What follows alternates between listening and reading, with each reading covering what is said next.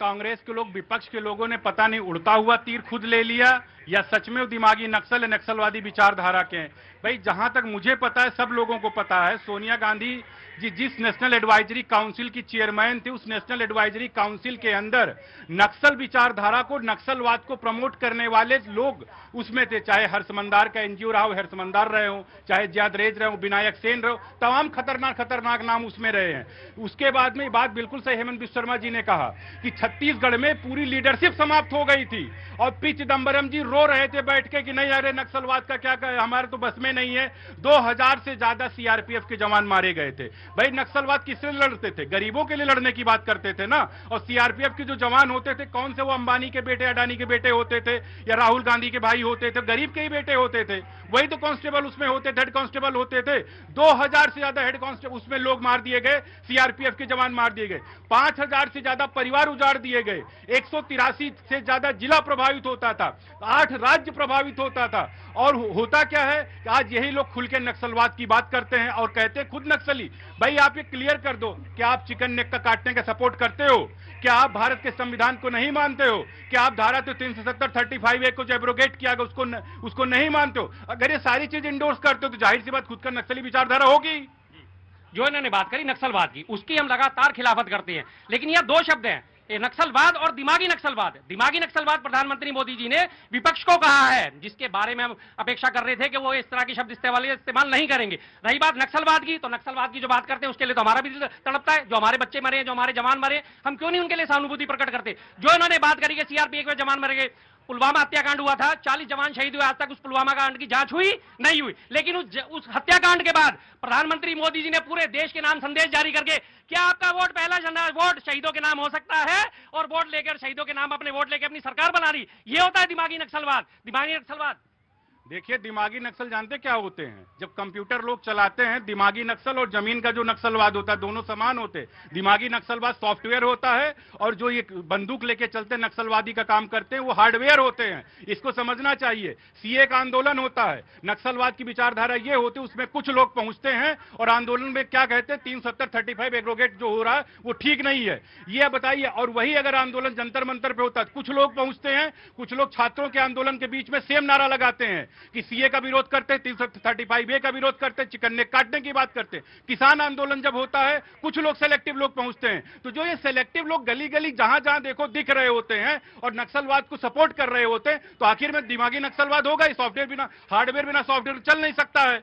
और उड़ता तीर भाई क्यों ले रहे अगर नहीं हो? मैं आया जी, समाजवादी पार्टी। सबसे पहले प्रतिनिधि, अगर आपने बात अगर नक्सलवाद की है, कैसे भी ये शुरू हुआ हो, पर हमारे कोई भी देश के जवान पर कोई बात आएगी तो हम जितना खराब ये सब नक्सल है, उतना ये खराब लोग नक्सलवाद है। ये पूरे देश से खत्म होना चाहिए। अगर अमित शाह जी ने संसद में खत्म हो गया, ये नक्सल खत्म हो गया? नहीं खत्म हुआ है। अमित शाह जी ने बोला था कि किस मार्च तक खत्म हो जाएगा, पर ये अभी देश तक खत्म नहीं हुआ है। उसके बाद ये अर्बन नक्सल ले आए। हम तो इससे पूरे तरह भाई अर्बन नक्सल होता क्या है, अर्बन नक्सल के बाद अभी दिमागी नक्सल ले आए। ये सभी को, जो छात्र आपके सामने 500 मीटर दूर जो आंदोलन कर रहे थे, ये उनको दिमागी नक्सल कहना चाह रहे हैं।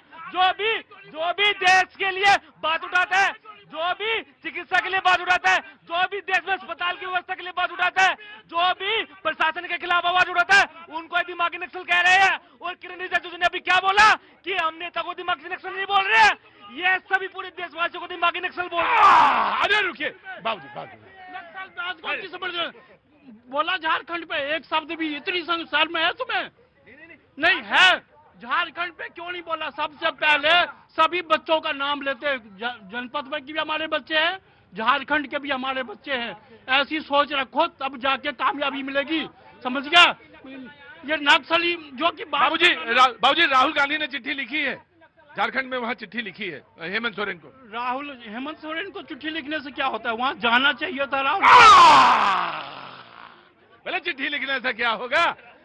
जाना चाहिए था, वैसे ही जाना चाहिए था, फुटपाथ के बगल में बैठना चाहिए था। जी या प्लीज रिस्पॉन्ड। प्रतीक जी, दिमागी नक्सलवाद जो खुद अपने कार्यकाल में 60 साल राज करने तक नक्सलवाद को नहीं खत्म कर पाए, आज मोदी जी के बयान को, दिमागी नक्सलवाद को फटाफट पकड़ लिया। मुझे तो नहीं लगा कि मोदी जी ने मेरे लिए दिमागी नक्सलवाद का, आपको भी नहीं लगा होगा, इन लोगों को भी नहीं लगा होगा, लेकिन बीबी शर्मा जी ने समझ लिया कि कांग्रेस के लिए दिमागी नक्सलवाद का है। क्योंकि हर वो व्यक्ति आज दिमागी नक्सलवाद है जो बेवजह वंदे भारत के ऊपर पत्थरबाजी करता है। जो अफजल गुरु की बरसी मनाता है दिमागी नक्सलवाद है। जो कहता है कानून पार्लियामेंट में नहीं बनेगा सड़क पे बनेगा वो दिमागी नक्सलवाद है। जो सेना को पत्थर मारता है वो दिमागी नक्सलवाद है। जो बेवजह दंगा करता है आईबी शर्मा अंकित शर्मा को चाकुओं से मार देता है वो दिमागी नक्सलवाद है। जो वंदे मातरम गाने के लिए अपमान करता है वो दिमागी नक्सलवाद है। आपने कहा समझ लिया आपका, उन्होंने नाम तो नहीं लिया था किसी का, इनके दिमाग में कहां से आ गया कि वो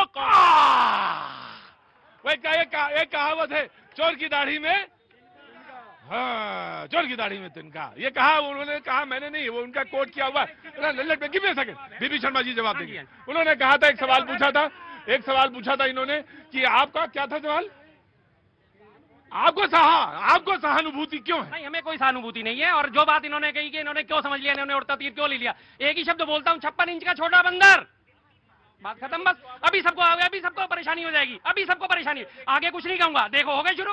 देखिए कुछ नहीं है तो सीधा अपमान कर दो। जो जंतर मंतर पे कुछ लोग करते वो भी दिमागी नक्सल थे, इनकी भी विचारधारा दिमागी नक्सल वाली हो गई। छोटा बंदर, what is the meaning of छोटा बंदर, यही वहां पर कर रहे थे पार्लियामेंट के अंदर, यही जंतर मंतर पे, यही क्योंकि कार्य तो इनके पास बच्चे नहीं। शिक्षा को लेकर के जो प्रधानमंत्री जी ने बोला कि जितनी भी कोचिंग होती है वो छात्रों के लिए फ्री करी जाएगी, AI सिखाया जाएगा, और छात्रों के लिए जो जो कार्य लाल किले से बोले वो एक पे बात नहीं करी, दिमागी नक्सल पे बात।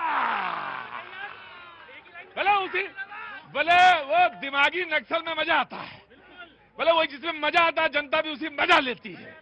और बाकी काहे चीजों में चक्कर, कहाँ जाना हुआ गुरुजी आपका? गाजियाबाद से। ज्यादा मजा ना लो बेटा। हाँ जी, हाँ। देखिए बार बार कहा जा रहा है कि कांग्रेस उड़ता तीर ले रही है क्या, दिमागी नक्सलवाद प्रधानमंत्री ने कहा, कांग्रेस ने अपने आप को क्यों कहा? अरे भाई, भारतीय जनता पार्टी के वरिष्ठ नेता सांसद मनोज तिवारी जी का बयान देख लीजिए। उन्होंने खुल के कहा कि जिनके कारण से सत्र बाधित हुआ, सत्र में हंगामा मचा, वो तमाम लोग जो है दिमागी नक्सल हैं। तो क्लियर है सत्र। तब तो भाई मैं तो कह रहा हूं कि उन्होंने तो वर्तमान विपक्ष के लिए कहा, वर्तमान विपक्ष के लिए उन्होंने कहा। 2009 से 14 के बीच में तो भारतीय जनता पार्टी के ऊपर भी लागू हो जा रहे थे। देखिए, इसका मतलब मान के कांग्रेस की वजह से बाधित हुआ, मैं इतना कहना चाह रहा हूँ। बाधित तो सत्ता पक्ष और विपक्ष दोनों के कारण से हुआ ही। अगर सदन के भीतर कार्रवाई चलती तो बिल्कुल होता। एक सवाल मैं पूछूंगा कि देखिए, ये बिल्कुल गर्व का विषय है कि नक्सलवाद समाप्त हुआ, लेकिन हम लोगों ने कई टर्म पहले भी सुना है सर, टुकड़े टुकड़े गैंग खत्म हुए कि नहीं हुए? आप पहले अर्बन नक्सल की बात कर रहे थे, वो खत्म हुए कि वो नहीं हुए? कि फिर ये वो सारी समस्याएं खत्म हो गई, अब दिमागी नक्सलवाद आ गया, अब उन तमाम असहमतियों को दबाने के लिए, उनको प्रेशराइज करने के लिए, चूंकि उन्होंने कहा कि दिमागी नक्सल वो है जो कहे कि नॉर्थ ईस्ट को काट दिया जाएगा, अगर चिकन ने काट दिया जाए तो दिमागी नक्सल काट दिया। हाँ, जिनकी हम खिलाफत करते हैं, जो देश विरोधी बात करेगा हम उनकी खिलाफत करते हैं, इस बारे में कोई दो राय नहीं। अब दूसरी बात, इन्होंने जो बात कही कि संसद सत्र की बात करी, पूरे संसद सत्र में प्रधानमंत्री और गृह मंत्री क्यों नहीं आए? बाधित किसने करा? हम तो एक सवाल चाहते थे, एक जवाब चाहते थे, भाई गृह मंत्री साहब आओ, संसद में आओ, बताओ छात्रों पे बैलेट गन किसने चलाई, AK-47 चलाने का ऑर्डर किसने दिया? अरे भाई देखो ऐसा आराम से एक करके। हाँ, क्या नाम है भैया? अरुण जी। अरुण जी कहाँ से?